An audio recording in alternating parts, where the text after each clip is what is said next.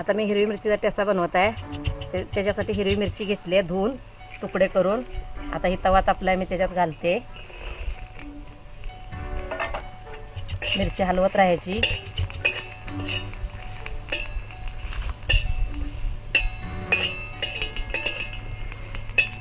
मिरची चांगली भाजून घ्यायची. मिरची चटचट आवाज आला पाहिजे. आपण तेल टाकल्यानंतर त्याच्यात आवाज येतो. आता मी तेल टाकते. 1 चमच तेल टाकायचं. आता आपली मस्तपैकी मिरची भाजणार. तुम्ही अर्धा तास तव्यावर झाकून ठेवली तर मिरची एकदम मऊ होते आणि कलर पण बदली होतो. अजून चांगली चव लागते. त्याच्यात नंतर तुम्ही लसूण, कोथिंबीर आणि मीठ घातले की तुमचा हिरव्या मिरचीचा ठेचा तयार होणार. हे पण तुम्हाला मी दाखवणार व्यवस्थित. आता पहिली मिरची भाजून घेते.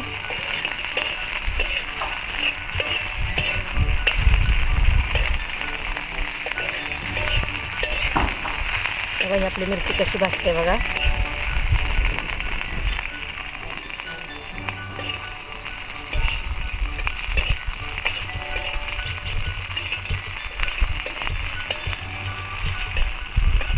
आपली ही मिरची घ्यायची, गावची मिरची. का तर काळी मिरची घ्यायची नाही, ती खूप तिखट असते. ह्या मिरचीचा चांगला ठेचा बनतो. 2 प्रकारच्या मिरची असतात. काळी मिरची खूप तिखट असते, ठेच्यासाठी ही चांगली मिरची असते. ही बघा आता आपली मिरची भाजली आहे. असा तडतड आवाज येतोय.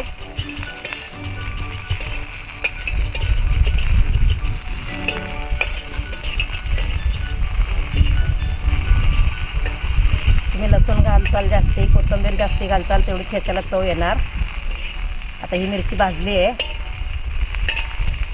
बघा व्यवस्थित कशी भाजलेली आहे.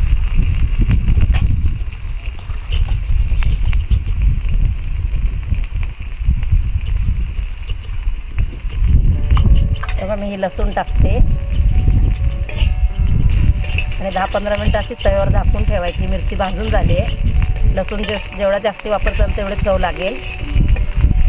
नंतर आपण जेव्हा खलबत्त्यात कुटणार किंवा मिक्सरच्या भांड्यामध्ये वाटणार तेव्हा मीठ आणि कोथिंबीर टाकायची. आता ही मिरची भाजून झाली आहे.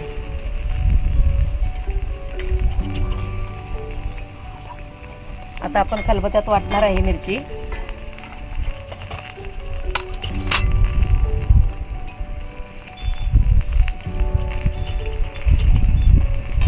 ही मिरची काढून घेते मी.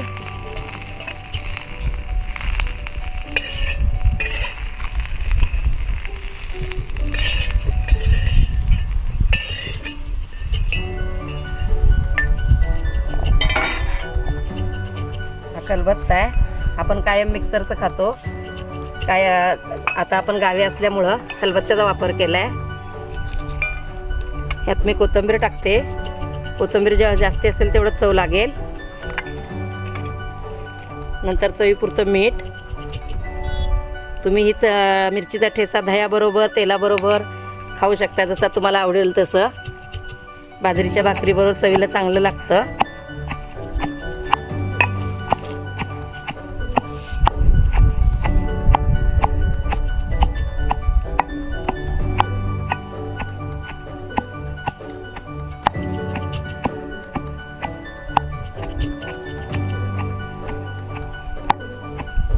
बाजरीच्या भाकरीबरोबर दही टाकून हा ठेचा खायचा. चवीला चांगला लागतोय.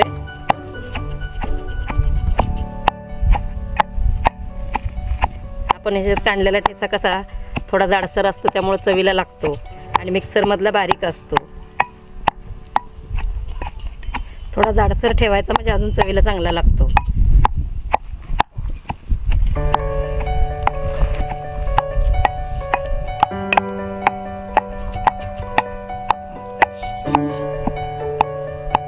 आपला मिरचीचा ठेचा तयार झाला आहे. हा बघा मिरचीचा ठेचा तयार आहे. आता मी त्याला बाहेर काढते.